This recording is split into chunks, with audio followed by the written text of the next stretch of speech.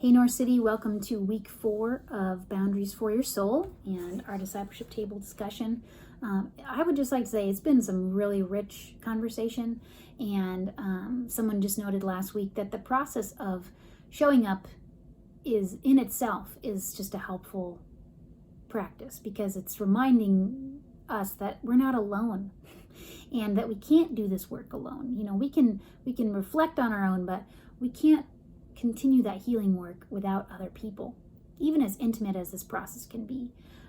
So I pray that you all are finding this hopeful, helpful, and that you're meeting Jesus in a way, even as we gather simply on Zoom in our different homes, that we can still gather together and do this work together. So another note is, if you weren't able to listen to last week's video, I zero in on some helpful language that we will continue to use. And so I'm just going to show it to you on here. There are different parts of our soul: the protectors up top, the managers and firefighters, and the exiles. They're the victim parts of our soul. And these parts are the parts that we hope fall in line and heed to the Spirit's leading. And so if you're unfamiliar with that language, I encourage you to go back and listen to last week's, because we'll continue to use that as we continue. So today we are going to focus on the 5 steps of a U-turn. Yes, Y-O-U. So not U-turn, but Y-O-U. Very punny, right? And the authors spend the rest of the book really focusing on these 5 steps and really trying to untangle how to heal, how to move forward, not just to identify on a surface level. So taking a U-turn, and I'm going to show it on here so that you can write it down. The first one being to focus. Focus on an overwhelming part of yourself. Second, befriend. Befriend the part of you that you don't like. Invite Jesus to be near. Unburden this weary part and integrate this part of yourself into your team of allies. Taking a U-turn. And we're just going to look at that first one, focusing. And the concept that the authors dwell on and teach is differentiation. And differentiation, if you're a scientist or someone who spent some time in the sciences, you'd be familiar with this, because it's most often used in regards to the cells that pull apart, that break apart, and they multiply, and they do so, and then they end up specializing in a specific skill that cell wants to function in. And so they don't do the same thing, they do something slightly different, and that's the differentiation of the 2 cells. Science people, you can correct me if I explain that incorrectly. But in regards to internal work, in regards to relationships, in regards to what we're talking about today, the simple way to understand it is in regards to these overwhelming parts of ourselves, the anger, the shame, the sadness, the anxieties in our life. It's us asking for space from these things in our lives. It's us saying, I don't want you to take over me. I want to be separate from you.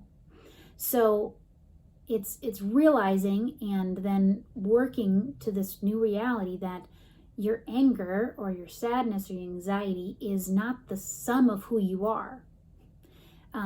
It's not all of who you are. It's simply just a part of you, right? And so it's asking for that space. It's becoming aware enough of what's happening in your heart, but to say, I need some space from you. You're overwhelming me and you're taking over. You're driving my bus, as we've been using that language. So that's the process of differentiation. And the goal of this process as a whole is not to eradicate these parts of our souls, the soul that's carrying anger, fear, sadness, envy, or shame, but to lead these things with curiosity and compassion, and to say, I'm not trying to get rid of you. Actually, that's a pointless cause. I'm trying to understand you and integrate you. And as we talk about befriend, invite, that's the process to come. And so the difference is not focusing on these things to dwell and get stuck there, but to focus so that we can differentiate. And differentiating from a protector and understanding a protector might be a little easier because some of those things are surface level behaviors, impulse driven things or things that you do to protect yourself from harm. They're behavioral often things, where the exiles might be a little harder to identify because those are things we push away and push down. We kind of don't like to feel victimized and burdened and hurt. So we tend to ignore those things. So those might be a little bit harder to identify. So I'm going to actually use the author's story about something in her own personal life where she's identifying an exile. She has parents that divorced when she was 1 year old and was raised mostly by her mom. And her dad wasn't really present in her life. And she realizes this as a 20-something and just is very grieved. Even though she had a good relationship with her stepdad and had other male people in her life, there's no one that could have taken the place of her dad. And so she feels really depressed by that. And her friend was asking her questions about what that looks like in her life. And, it was probably someone who was in her psychology grad school because she had the insight to say, hey, why don't you think about this part of you is this pillow, and hug that pillow close. And what would you say to this part of yourself that feels hurt? And even just the act of saying that this grief or this sadness and this sorrow in her life is separate from her, not all of her, was a helpful process. And she has been able to say things like, hey, Dad, to her biological dad, like, hey, I really love you and I enjoy spending time with you, but I'm sad that it only happens once a year. And she's able to say those things because it's not so close to her anymore. She's not overwhelmed and overcome by the grief. She's able to identify it and actually verbalize some of those things. And so that's what we hope to help you do in this process. And at the end of the chapter, it asks you a few questions. And in our discussion, I want to offer, this is a little more of like a purposeful reflection that you can do later on that I'm going to offer to you here. But during our discussion, I'll actually give us some different questions. But I wanted to make sure to give you this resource. So feel free to write this down. This is a way for you to identify the thing that you want to gain space from. What's an emotion you're experiencing right now? Write that down. Examples: I feel angry, I feel hurt, I feel ashamed, I feel afraid. So what's an emotion you're experiencing right now? Questions: where do you sense this feeling physically? Sometimes our body remembers things better than our mind. Is there a thought or image that comes to mind when you focus on it? How far away from you is it? Is it too close?